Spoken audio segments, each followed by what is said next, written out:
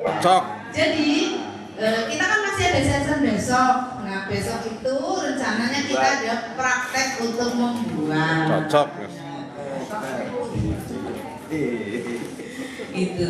Nah di dalam perencanaan pembelajaran itu isinya ada identifikasi, kemudian ada desain pembelajaran, ada pengalaman belajar, kemudian ada asesmen.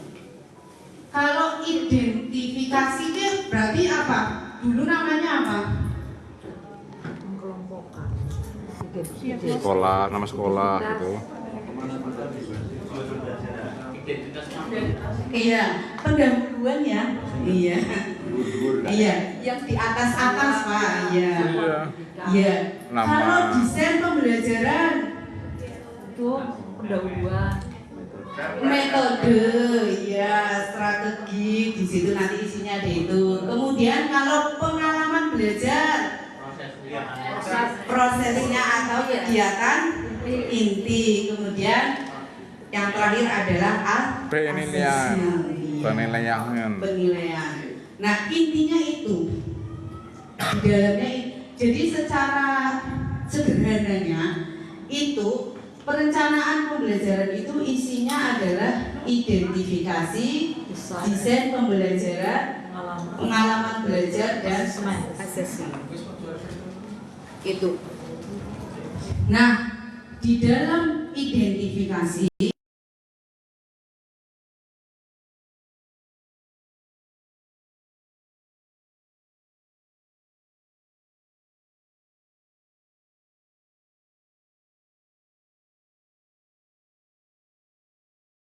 saya kira sudah biasa. Nah, identifikasi itu nanti di dalamnya ada mengidentifikasi kesiapan murid, kemudian memahami karakteristik materi pelajaran, menentukan dimensi profil jurusan.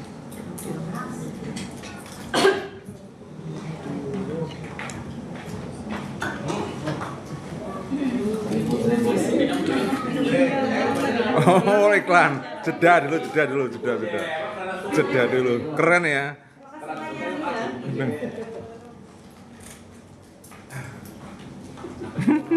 Nah, dalam mengidentifikasi kesiapan murid, ini yang perlu Bapak Ibu ketahui.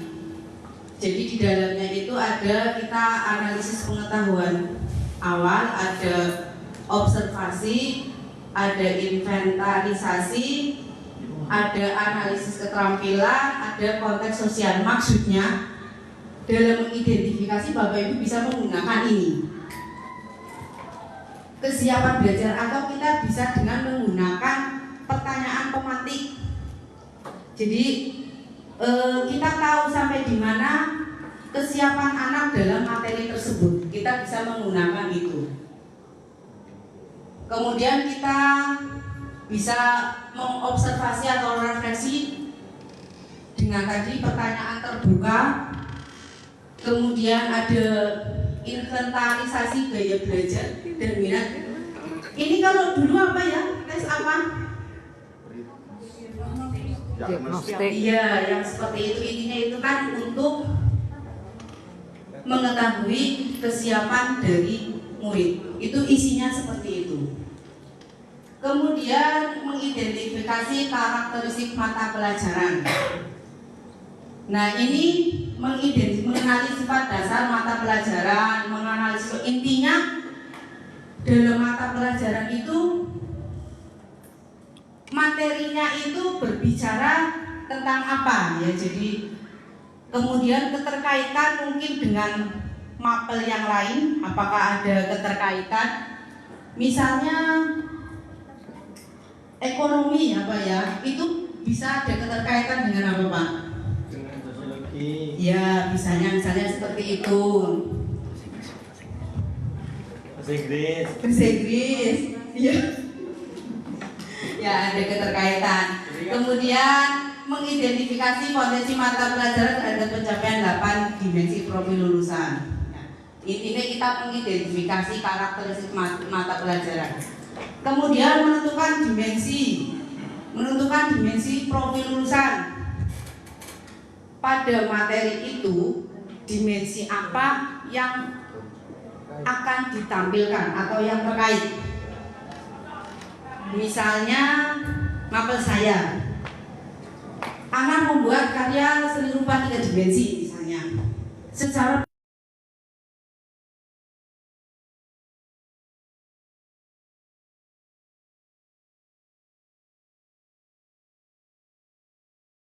kreatif, kemandirian. Nah, itu maksudnya seperti itu.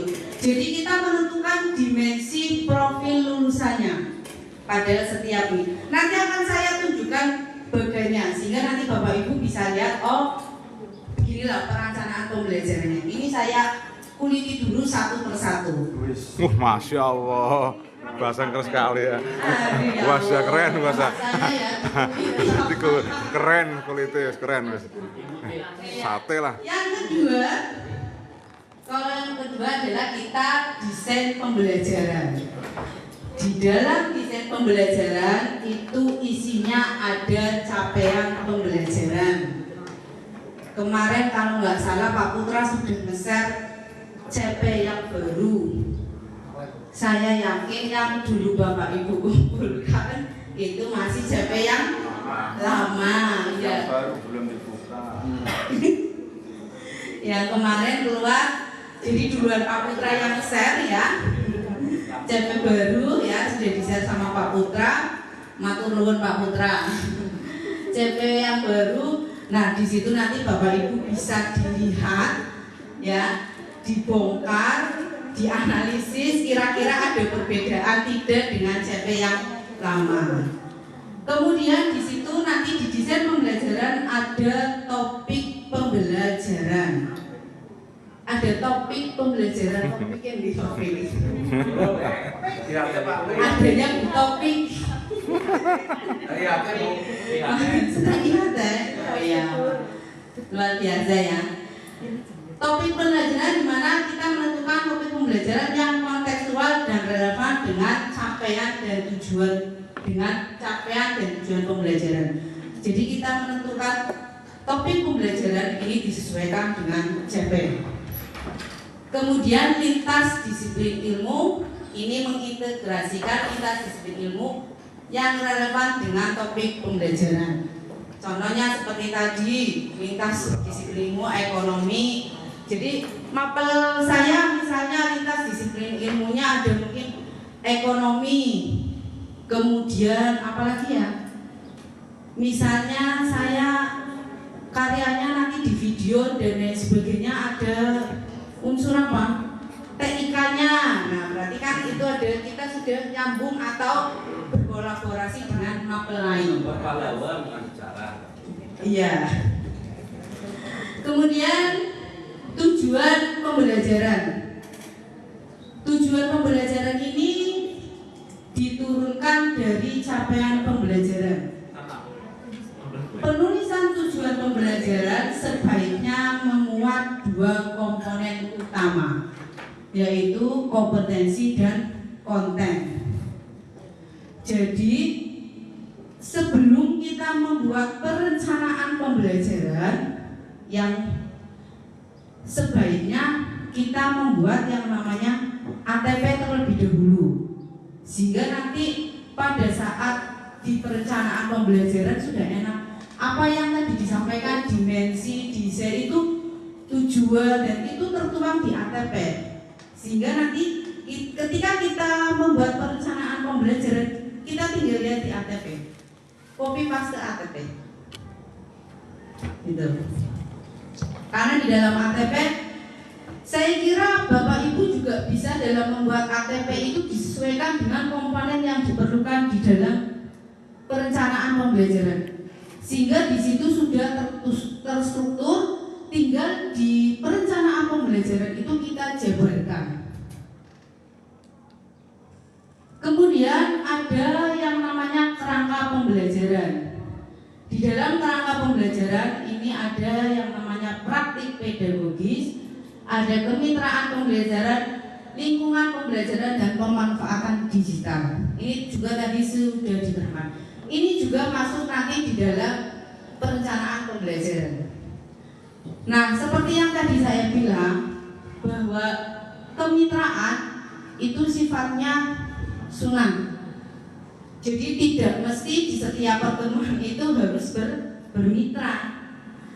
Sama juga dengan pemanfaatan digital, itu juga sifatnya sunnah. Jadi Bapak Ibu dalam membuat perencanaan pembelajaran itu tidak mesti dalam kerangka pembelajaran itu empat-empatnya digunakan, itu tidak mesti. Bahkan yang mungkin agak sangat sulit itu di kemitraan. Ya, kecuali kayak kemarin kita ada P5, itu kita memang ada kemitraan dengan pihak luar. Tapi kalau di proses pembelajaran ini memang agak sulit. Kecuali mungkin kalau pembelajarannya bisa dilakukan misalnya outing class. Nah, itu kan berarti kita kemitraan. Itu pun ada lintas disiplin ya Bu Ide ya, ada beberapa pelajaran itu. Berarti sebenarnya kita sudah melakukan ya, sudah melakukan apa yang diinginkan dalam pembelajaran mendalam. Nah, di dalam kerangka pembelajaran praktek pedagogis ini, pembelajaran mendalam dapat dilaksanakan menggunakan berbagai praktek pedagogis dengan menerapkan 3 prinsip, yaitu berkesadaran, bermakna, menggembirakan. Di sini berarti Bapak Ibu menentukan apa pada praktek pedagogis? Apa? Menentukan apa ini?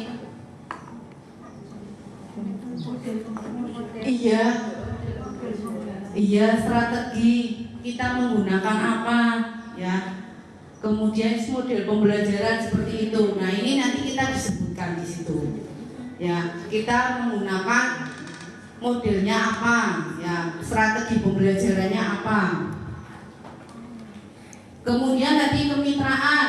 Kemitraan pembelajaran ini membentuk hubungan yang kolaboratif untuk memberikan pengalaman belajar, kebaruan informasi serta umpan balik kepada peserta didik melalui pengetahuan yang kontekstual dan nyata.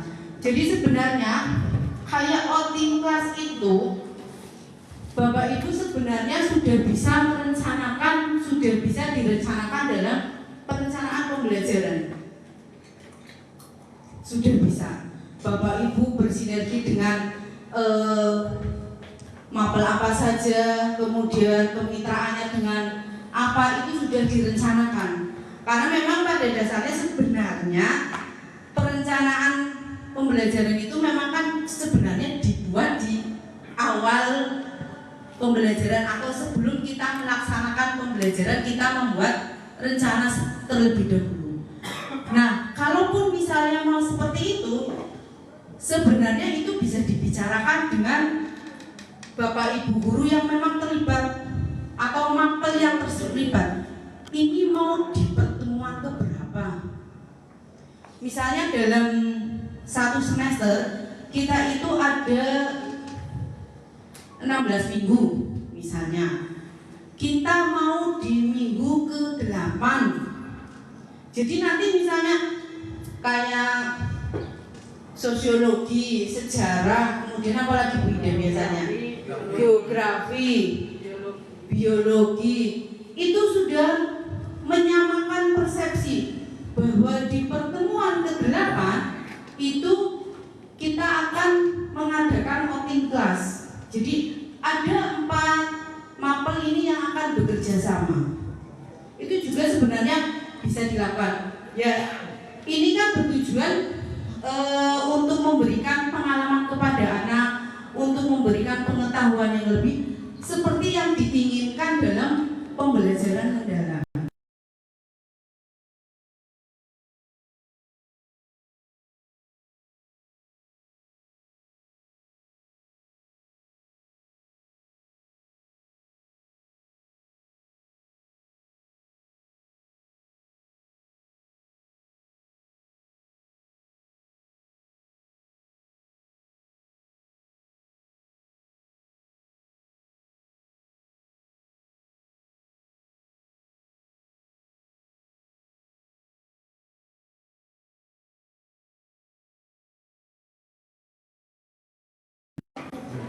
Kemudian lingkungan belajar. Lingkungan belajar menekankan pada integrasi antar budaya belajar, ruang fisik dan ruang virtual itu mendukung pembelajaran mendalam. Lingkungan pembelajaran yang mendukung budaya belajar yang dikembangkan agar tercipta iklim belajar yang aman, nyaman. Ya mungkin itu bahasa sarpras ya. Menciptakan suasana yang nyaman. Iya. AC semua Pak. Iya. Luar biasa. Kemudian optimalisasi ruang fisik sebagai proses interaksi langsung dalam menciptakan suasana belajar yang kondusif. Ya, ini mungkin ada hubungannya dengan sarpras atau lingkungan belajar kita, lingkungan sekolah kita, di mana sekolah juga perlu menyiapkan sarana dan prasarana yang mendukung anak dalam kegiatan belajar mengajar, sehingga murid juga merasa nyaman, gurunya juga nyaman. Iya. Saat ini kadang kalau di kelas memang ya cukup panas ya. Cuma kadang ada yang cuma kipas anginnya 1, ada yang 2 ya. Iya. Ya memang adanya seperti itu ya Pak Amin ya. Bagaimana Pak Amin? Iya, ya memang adanya seperti itu sehingga memang cuma memang pihak sekolahan sudah berupaya untuk membuat kondisi nyaman. Ya, saya lihat intinya minimal di ruangan itu sudah ada kipas anginnya. Sebenarnya kalau lihat zaman dulu ketika kita sekolah itu enggak ada yang namanya kipas angin. Kita pada saat itu ya nyaman-nyaman saja ya, nggak merasa panas. Berarti memang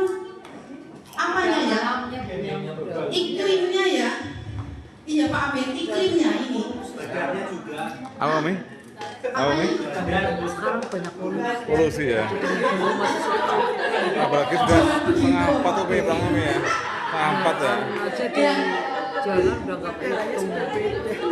Jadi beda zaman. Oh luar biasa. Katanya luar biasa ya. Jadi tanpa kipas angin Kan tidak pola merasa pikir panas. bertumbuh. Iya. Mantap nih.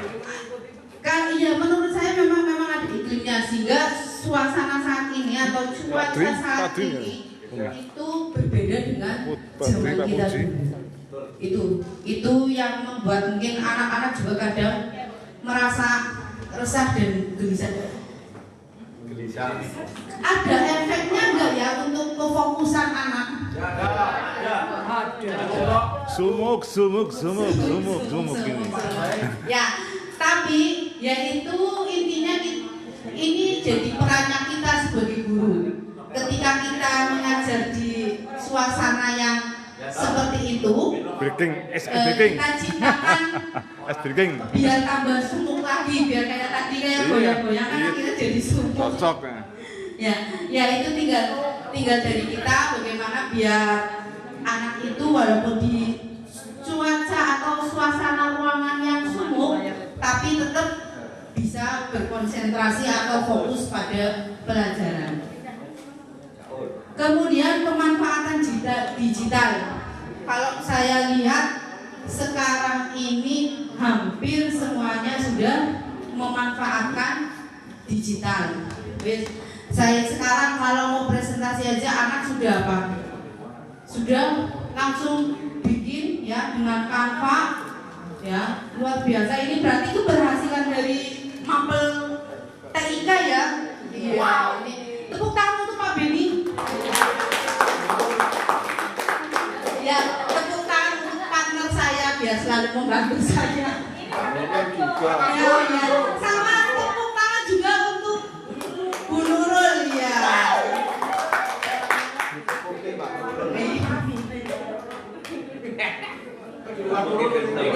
Iya, jadi ini bagian dari apa ya? Kemajuan zaman Jadi semuanya sekarang menggunakan teknologi, sudah pemanfaatan digital apa-apa. Ya seperti yang kemarin kita ajarin Pak Sabto ya, mau bikin apa tinggal ChatGPT sudah langsung keluar semuanya. Yang penting perintahnya jelas, sudah keluar semua. Penak atau penak ya? Enak apa enggak? Penak Bu Isti? Memberi tugas dengan WA. Iya. Kemudian termasuk hari ini kita memberikan tugas dengan lewat WA juga sudah bagian digital. Mengumpulkannya lewat misalnya Google Chrome ya. Kita memang sudah memanfaatkan itu. Ya, walaupun katanya sunnah, tadi saya tanya Pak Putra sunnah, tapi ternyata sudah dimanfaatkan kita semuanya. Kemudian kita masuk pada step yang ketiga adalah pengalaman belajar. Narsis sekali ya saya kembali. Berarti langsing ya? Ya orang ngomong langsing. Ya.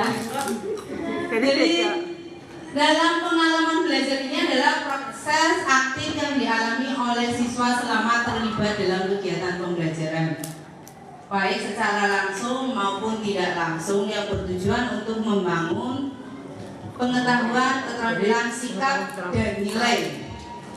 Pengalaman belajar mencakup interaksi antar siswa dan lingkungan serta kegiatan yang mereka lakukan dalam proses pembelajaran. Nah, pengalaman belajar ini adalah kegiatan inti, masuknya pada kegiatan inti.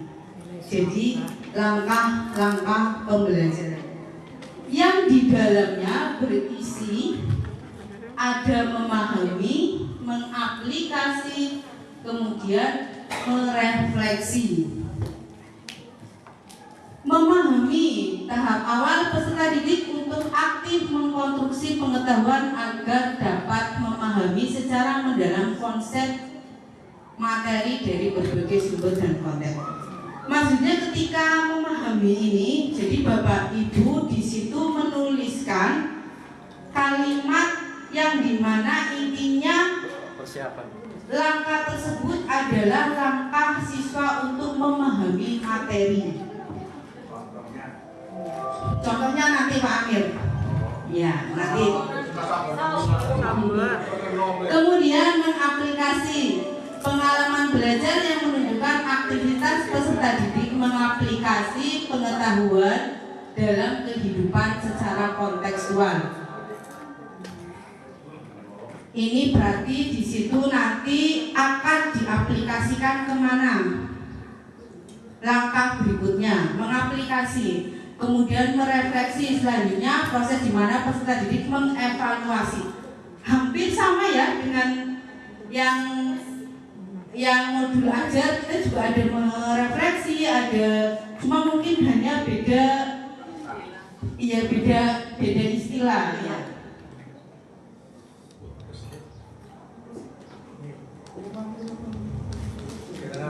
Lanjut saja.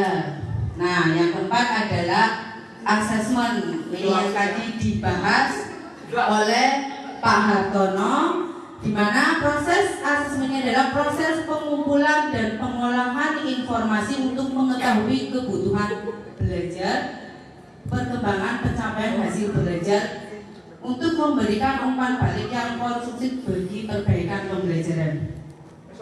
Kenapa di sini pengolahan informasi untuk kebutuhan, mengetahui kebutuhan belajar? Di sini di dalam asesmen itu ada yang namanya asesmen awal pembelajaran, ada asesmen proses pembelajaran, dan asesmen hasil pembelajaran. Yang mungkin tadi dibahas ada formatif, ada sumatif. Bapak Ibu, mungkin untuk mengetahui anak ini kebutuhannya apa, kita menggunakan asesor awal pembelajaran. Apa ya Bu Isi namanya ya?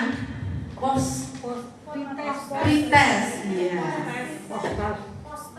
Iya, pretest. Nah, ini kan biasanya kita ketika ikut diklat seperti itu ya. Kita dites dulu, belum tahu apa-apa. Ya kita dites dulu. Di situ kita terus ya mungkin ya bisanya kayak kemarin ya saya ya bisanya. Sekarang belum di. Nah setelah itu baru kita dikasih materi. Sebenarnya kan mungkin pretest itu yang kita gunakan untuk pembelajaran selanjutnya. Oh ternyata kemampuan anak ini tuh sampai di sini. Berarti saya harus memberikan ini. Mungkin kemampuan anak ini masih di tahap 1. Berarti saya harus memberikan yang tahap 2. Ya itu seperti itu. Nah itu. Kemudian asesmen hasil belajar setelah diulang selama berapa? 6 hari ya Pak Putra ya kemarin ya.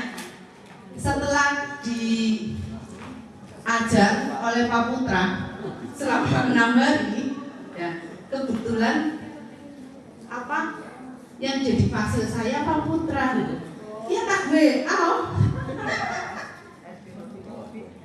tak WA bisa lewat langsung temen nih Pak Sabto di WA, Pak Sabto di WA.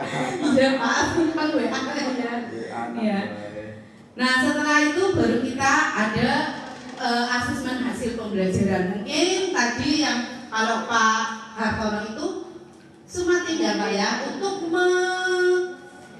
mengetahui ya hasil dari pembelajaran sudah sesuai dengan tujuan pembelajarannya apa belum ya hasil dari kesemuanya.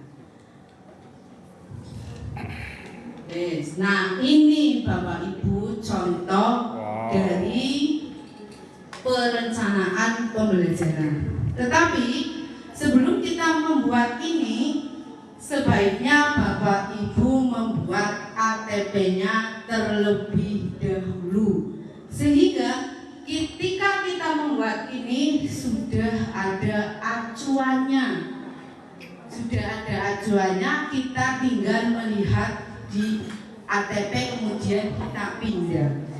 Kalau di ATP itu kan kita sudah menentukan, merencanakan ini mau berapa kali pertemuan, materinya sudah seperti itu ya, sudah ada kolom-kolomnya sudah disiapkan, sehingga nanti ketika masuk di perencanaan pembelajaran ini sudah siap, tinggal mindah-mindah dan kita tinggal mengembangkan lagi.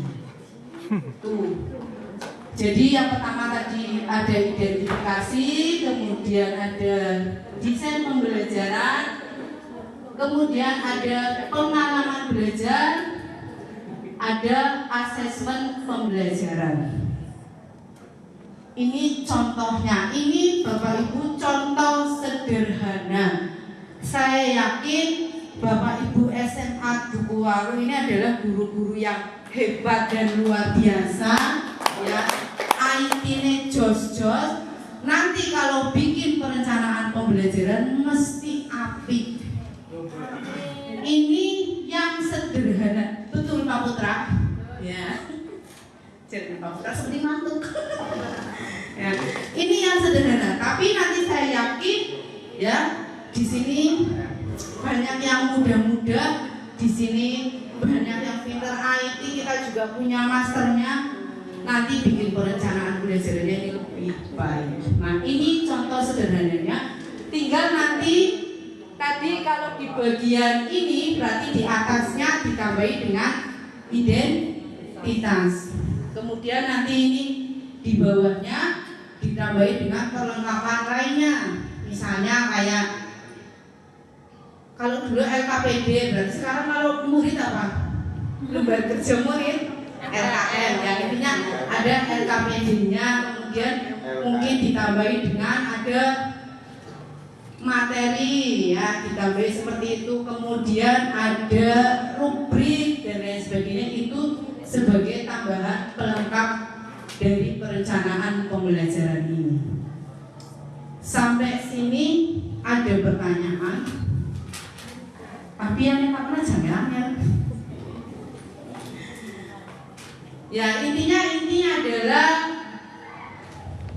perencanaan pembelajaran atau modul ajar.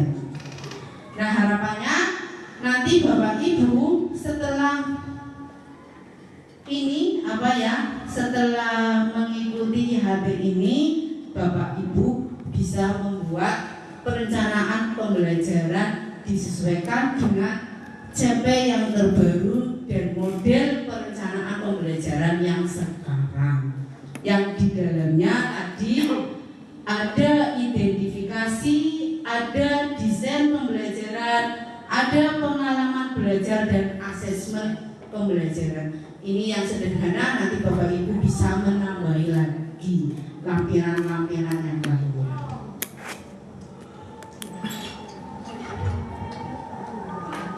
Monggo Bapak Ibu.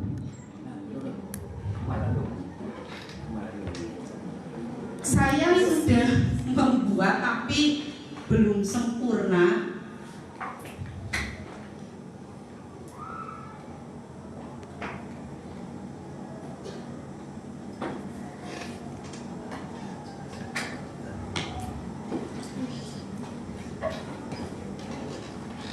Ya, ini saya buat pun sederhana saja, belum sampai pada asesmen, dalam artian lampiran-lampirannya itu belum.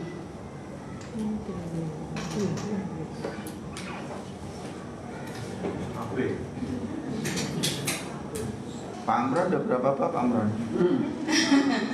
ATM. Monggo silakan di follow bagi teman-teman, bagi kakak-kakak semuanya yang belum follow. Terima kasih atas komen. Jadi ini rencananya saya dalam satu materi ini ada 3 pertemuan, satu bab itu ada 3 pertemuan. Jadi 6 kali 45. Ini juga saya tambahi lagi di bagian identitas, ada ruang lingkup materi ya, dan lain sebagainya. Bapak Ibu monggo bisa memodifikasi lagi ya sesuai dengan kebutuhan Bapak Ibu. Dan ini masih sangat sederhana. Ya, saya hanya tadi masih sangat sederhana. Jadi di kesiapan murid misalnya sebagian peserta didik mungkin memiliki pengetahuan dalam memahami masalah lingkungan sekolah. Namun pemahaman mereka tentang karya seni rupa yang berada di lingkungan sekolah dan beberapa karya yang bisa menjawab permasalahan lingkungan sekolah belum semuanya bisa merespon dengan baik. Itu pengantar saya. Nah, pengantarnya. Kemudian saya untuk mengecek kesiapan murid, saya menggunakan pertanyaan pemantik, yaitu contohnya hal apa yang menjadi masalah dalam lingkungan sekolah. Nah, pastikan nanti murid akan menjawab bla bla bla bla ini. Oke, sudah terjadi. Jadi kan, sehingga kan kita tahu dari situ tahu anak tahu, tapi kayaknya ada yang belum tahu deh anak. Nah, seperti itu. Nanti kita bahas tentang materi masalah lingkungan sekolah.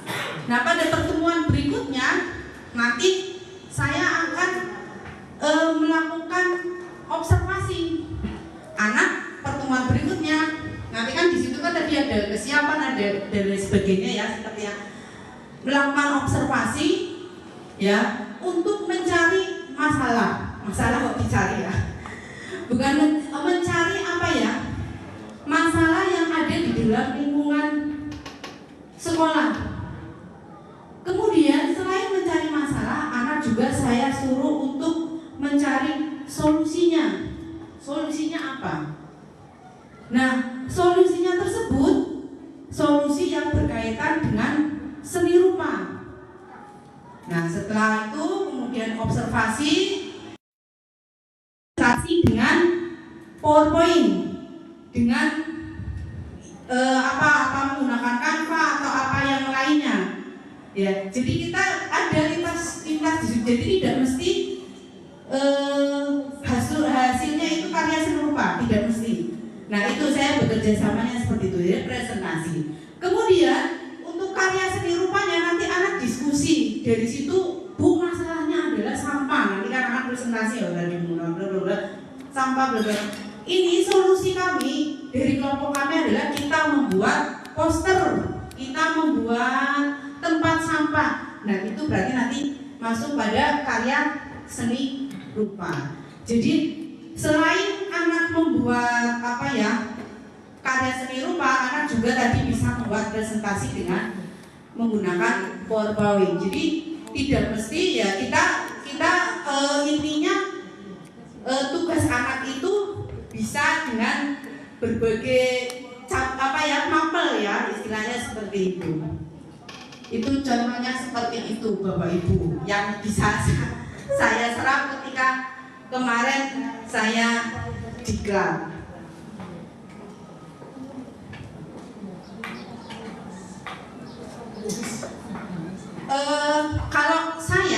Kalau saya sih berpikiran kayak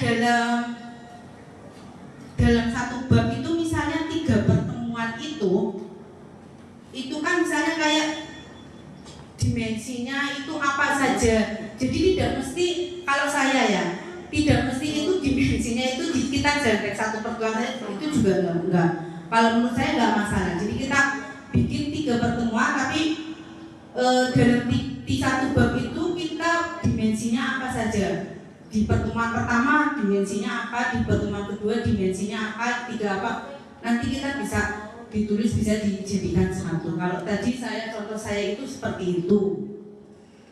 Itu hanya saya berpikir hemat saja, hemat dalam artian jadi tidak satu seperti itu. Nah, monggo Bapak Ibu barangkali ada yang mau ditanyakan tentang perencanaan pembelajaran. Jadi intinya di dalam perencanaan pembelajaran yang pertama jelas ada identitas, kemudian ada identifikasi, ya. Identifikasi itu nanti isinya ada kesiapan, ada materi, dimensi, ya, dimensi profil lulusan. Tidak semuanya 8 itu masuk, tidak semuanya. Bisa 3, bisa 4, tidak semuanya masuk. Kemudian di desain pembelajaran di situ nanti ditulis ada CP-nya apa, lintas disiplinnya apa, tujuan, topik, kemudian praktek pedagogis, kemitraan pembelajaran. Kalau ada bisa ditulis. Kalau tidak ada tidak usah ditulis. Jadi tidak usah diada-adakan. Ya, tidak usah diada-adakan. Kalau memang di materi tersebut tidak ada kemitraan, ya berarti tidak usah. Atau kalau kemitraannya ternyata dengan Bapak Kepala Sekolah, ya monggo. Barangkali ada wawancara sih ya, wawancara dengan Bapak Kepala Sekolah, monggo. Berarti kemitraan dengan Bapak Kepala Sekolah. Kemudian ada lingkungan belajar, pemanfaatan digital, ya. Kemudian pada pengalaman ini berarti langkah-langkah dalam pembelajaran. Di situ ada awalan, nanti ada inti. Di situ nanti Bapak Ibu membuat langkah-langkah, mungkin yang masuk kategori memahami yang mana, masuk kategori mengaplikasi yang mana, kemudian masuk kategori merefleksi yang mana. Kemudian penutup, nah setelah penutup nanti ada asesmen pembelajaran. Itu secara sederhananya seperti itu. Bisa dipahami Bapak Ibu? Apa ngantuk?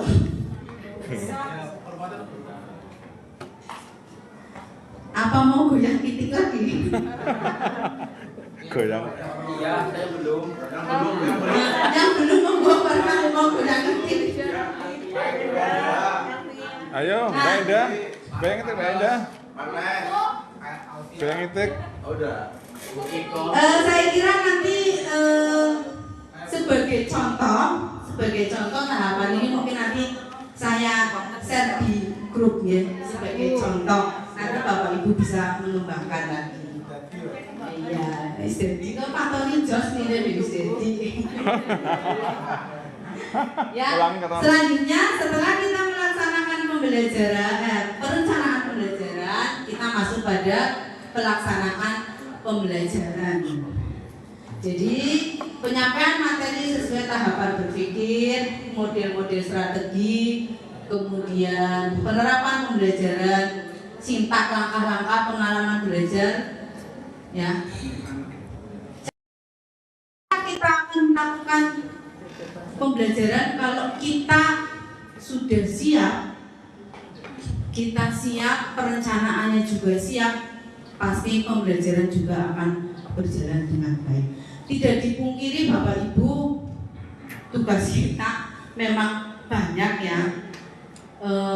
Setidaknya diorek-orek terlebih dahulu perencanaan pembelajaran minggu pertama mau apa, minggu kedua mau apa, ya. Baru nanti minimal Bapak Ibu sudah punya gambaran perencanaan pembelajarannya sehingga kita bisa melaksanakan pembelajarannya step by step. Minimal kita tulis. Jadi harapannya setelah mengikuti IHT ini Bapak Ibu nanti bisa membuat perencanaan pembelajaran sesuai dengan pendekatan yang sekarang, ya, pembelajaran mendalam, kemudian sesuai dengan struktur yang sekarang. Kalau saya lihat ya, menurut saya ini lebih sudah terarah. Betul apa tidak? Belum mencoba ya. Nggak tahu jawabannya.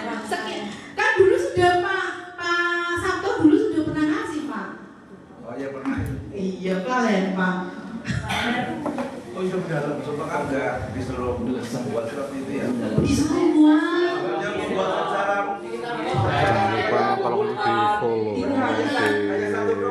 tap layarnya. Ya memang hanya satu kali pertemuan. Tapi insya Allah kalau satu kali pertemuan sudah bisa ya berarti kesananya ya sudah bisa.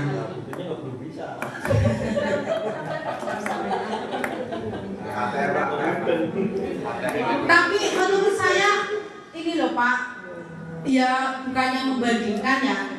Waktu zaman dulu saja saya pernah ingat saya disuruh Pak Putra, Bu, gawe struktur ini modul aja Bu, urutannya Bu.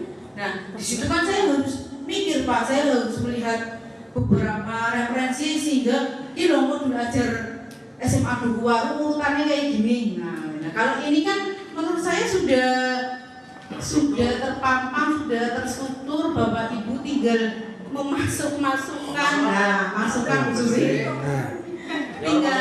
memasukkan, ya sudah ada ini.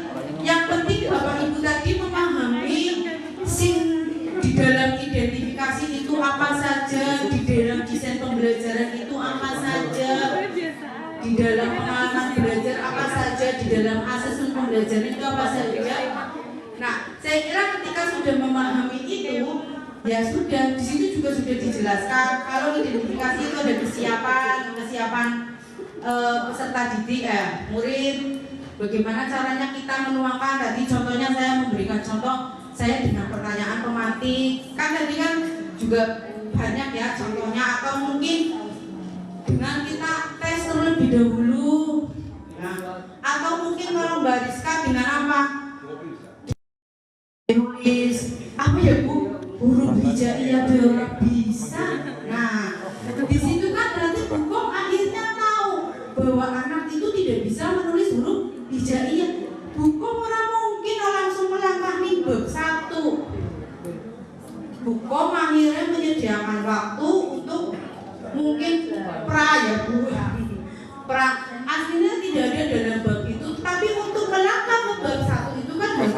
syarat-syaratnya gitu loh. Iya, itu maksud saya seperti itu, sehingga memang lebih fleksibel ya Bu ya, lebih fleksibel.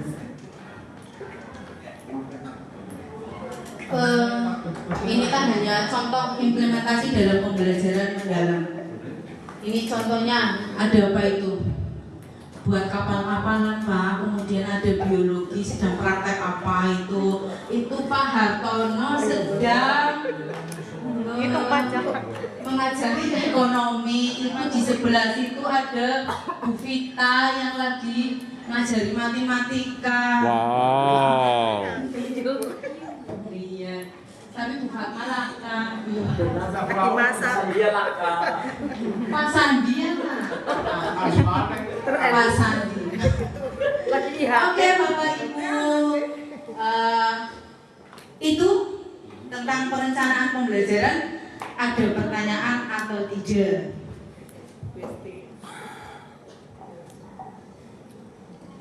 Atau barangkali Pak Putra mau memberikan penguatan? Pak Fahmi, saya minta Pak Fahmi saja dari tadi Pak Putra. Pak Fahmi, saya minta penguatan dari Pak Fahmi berkaitan dengan perencanaan pembelajaran. Saya yakin itu tadi apa yang saya sampaikan sangat jauh dari kata sempurna. Masya Allah, katanya itu sekali. Awalnya itu ya. Ya, artinya yang disampaikan Bu Fatma sudah tepat, apalagi sudah berkutat di bidang kurikulum ya. Nah, tapi yang perlu ditambahkan di sini adalah bahwa kita mengenal RPP atau perencanaan pembelajaran di era sekarang ini variannya banyak Bapak Ibu. Jadi tidak bisa misalnya menurut ini urutannya seperti ini, menurut itu gitu, nggak masalah. Selaginya ada keempat hal tadi, misalnya pedagogik, kemitraan pembelajaran, kemudian adanya lingkungan belajar dan adanya satunya lagi pemanfaatan digital. Keempat hal itu ya. Tapi memang yang kemitraan pembelajaran sama pemanfaatan digital itu opsional, bisa ada, bisa tidak ada, tidak harus. Kemudian tentang dimensi profil lulusan itu memang ya harus ada, walaupun tidak 8-8-nya ada, bisa saja hanya 2, ada apa gitu. Minimal ya 2, so, wajar-wajarnya 3 itu ada. Kemudian yang jelas itu format, atau misalnya formatnya yang bagus seperti apa, ya ada yang baku karena masih namanya merdeka mengajar. Yang penting hal-hal yang esensial masuk di situ. Kemudian mau dibuat berapa pertemuan kah, atau berapa RPP-nya per pertemuan, apakah per tujuan pembelajaran, gitu pun ada yang pakai format per pertemuan, ada yang sekalian 1 TP tujuan pembelajaran. Iya, yang nyamannya. Tapi memang kalau merujuk yang dikatakan nama Pak Sato, sebetulnya lebih aplikatif, lebih bagus, lebih operasional, lebih bagus. Yang kira-kira RPP atau PP yang bagus, ya siapapun yang melihat bisa meniru dan bisa menerapkan.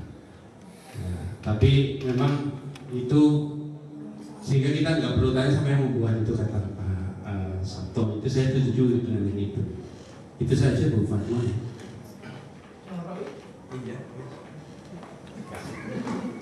Terima kasih Pak Fahmi atas penguatannya. Pak Putra mau nambah? Dikit. Banyak juga nggak apa-apa.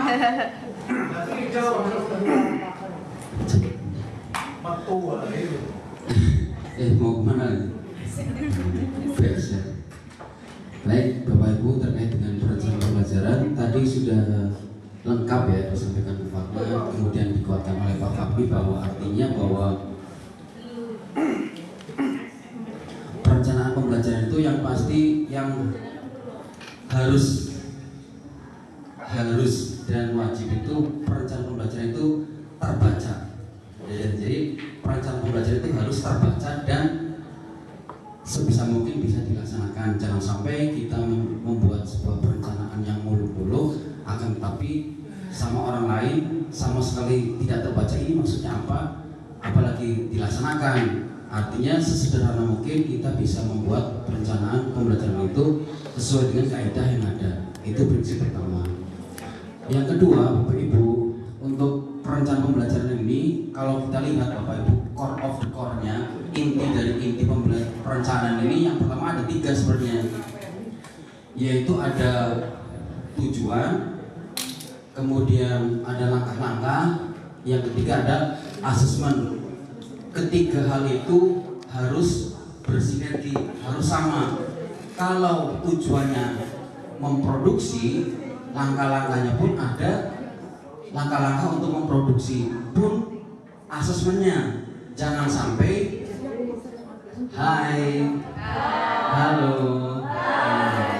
jangan sampai tujuannya memproduksi tapi langkah-langkahnya masih memahami, asesmennya menafsirkan, misalnya seperti itu. Jadi ada sinkronisasi antara tujuan pembelajaran, kemudian langkah-langkah dan asesmennya. Itu core of the core-nya, inti dari inti rencana pembelajaran itu. Jadi nanti barangkali kita cek bersama ya, apakah Bapak Ibu antara tujuannya, langkah-langkah pembelajarannya dan asesmennya itu selaras. Kalau memang sudah selaras, insya Allah pelaksanaannya berhasil. Tapi kalau misalnya tidak selaras, saya kira nanti akan ada miss di sana. Kemudian lebih baiknya ketika Bapak Ibu menentukan tujuan pembelajaran itu seperti yang ada pada sintak taksonomi. Artinya apa? Ketika anak itu sudah di asesmen awal belum bisa memproduksi, ya jangan memproduksi dulu, memahami dulu, nanti di langkah selanjutnya bisa bertahap seperti itu. Nah, selain itu, IPA yang tadi, identifikasi, desain pembelajaran, kemudian pengalaman belajar dan asesmen itu tinggal dilengkapi saja setelah Bapak Ibu sudah menemukan 3 unsur pentingnya, yaitu tujuan, langkah-langkah, dan asesmen. Kalau yang pelengkapnya, saya kira Bapak Ibu bisa menyesuaikan tempel. Tapi poin pentingnya dalam sebuah perencanaan pembelajaran itu 3. Yang pertama, tujuan pembelajaran harus benar, langkah-langkahnya harus sesuai, dan asesmennya harus tepat. Dan ketiganya harus selaras, tidak boleh terpisah ataupun terpotong-potong dari antara 3 tersebut. Kayaknya seperti itu, intinya seperti itu. Terima kasih Pak Putra sudah menambah lagi penguatan untuk materi ini. Mungkin sedikit lagi tambahannya, tujuan pembelajaran pun kita juga jangan lupa kita harus melihat ke CP-nya. Jadi dilihat CP-nya, apa yang dimaui oleh CP atau CAPA. Apa yang dimaui. Jadi ketika kita menentukan tujuan pembelajaran, kita harus lihat ke CP-nya. CP-nya maunya apa? Nah, nanti di situ Bapak Ibu bisa menyebarkan tujuan pembelajaran. Ya, bagus sekali tadi sempat saya lupa bahwa yang penting adalah antara tujuan, langkah-langkah pembelajaran dan asesmen itu harus sinkron. Iya. Tujuan, langkah-langkah dan asesmen, sehingga hasilnya juga nanti akan sesuai dengan tujuan yang kita harapkan. Begitu Bapak Ibu? Bagaimana? Sudah mengantuk? Sudah dari awal. Sudah dari awal mengantuk. Tadi nggak ikut goyang irit sih, jadinya ngantuk kok. Ya, coba Bu Ida ikut goyang irit, ya masih tetap bahagia. Baik Bapak Ibu, mungkin nanti tadi seperti janji saya, nanti yang contoh itu saya bilang tadi contoh sederhana ya, seperti Pak Putra bilang pun dan Pak Fahmi bilang Bapak Ibu bisa mengembangkan ya itu, dan tidak ada yang paten ya Pak ya, bisa dikembangkan. Yang penting tadi pesan Pak Putra tadi keempat-empatnya ya Pak ya, itu ada di dalam perencanaan pembelajaran. Jadi nanti kita sekarang kalau ada orang ngomong perencanaan pembelajaran ya berarti modul ajar. Kalau kemarin kan kita sudah familiar ya dengan modul ajar, nah sekarang kita kita difamiliarkan adalah perencanaan pembelajaran. Tadi seperti dikatakan di awal, no debat ya, intinya yang penting kita sebagai pelaksana kita mengikuti saja. Baik Bapak Ibu, kalau memang tidak ada pertanyaan, sepertinya Bapak Ibu juga sudah jelas. Masih ada sesi lagi nanti Bapak Ibu besok pagi ya, itu nanti adalah kita pembuatan perencanaan pembelajaran. Oke Bapak Ibu, kalau tidak ada pertanyaan saya cukupkan untuk materi hari ini.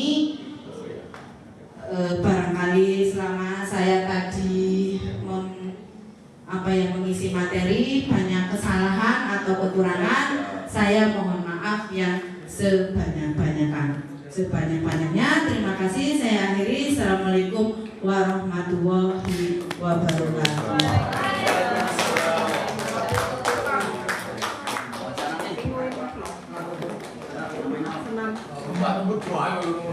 Pak Didi udah mati. Oh ya oke. Mesti. Mati. Oh mati. Bapak Ibu, untuk pembuatan perencanaan pembelajaran Bapak Ibu bisa dilakukan monggo di sela-sela kegiatan KBN. Jadi untuk besok pagi sudah kegiatan KBN seperti biasa. Iya, dan itu berarti menjadi tugas mandiri Bapak Ibu sesegera mungkin nanti dikumpulkan di meja Bapak Amron. Monggo di sela-sela kesibukan Bapak Ibu yang luar biasa, ya. Karena saya tahu Bapak Ibu punya jam yang seperti saya, ya. Jadi di sela-sela kesibukan Bapak Ibu, monggo dicicil membuat perencanaan pembelajarannya. Nanti kalau sudah jadi bisa di print, nanti Bapak Ibu bisa nge-print di lab 1 ya. Nanti ada Master Beni, nanti Pak Beni minta tolong disiapkan kertas nih Pak Beni ya, nanti disiapkan kertas untuk pengobrinan modul aja. Mohon maaf Bapak Ibu, karena dalam rangka barangkali tahun depan kita akreditasi, mohon kita nyicil untuk mengumpulkan bukti. Monggo Bapak Ibu mau 1 semester dulu boleh, mau 1 tahun dulu boleh. 1 tahun tapi dicicil. Gimana? 1 tahun tapi dicicil.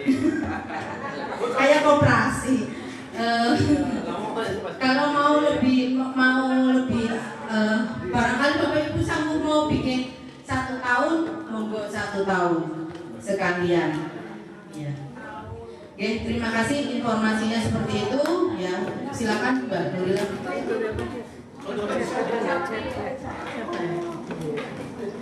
Terima kasih atas paparan materi yang telah disampaikan oleh Ibu Fatmawati.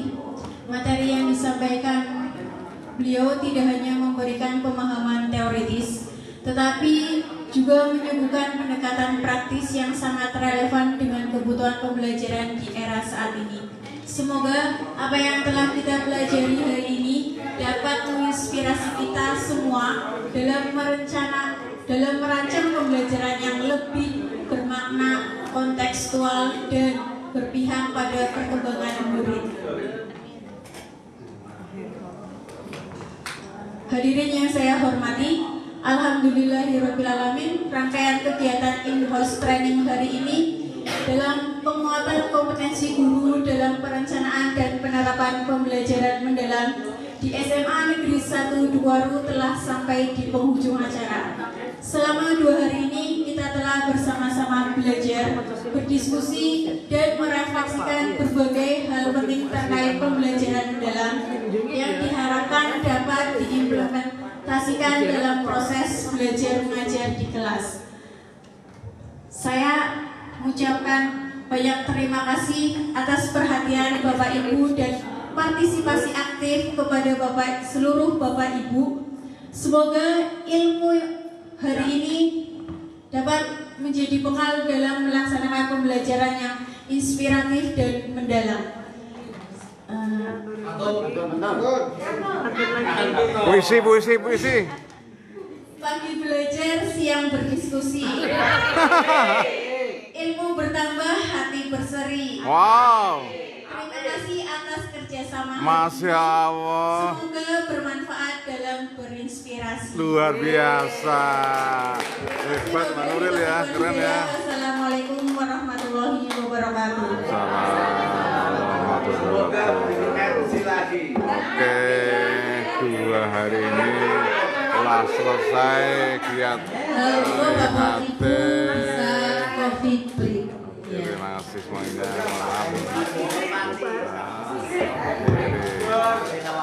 Maaf.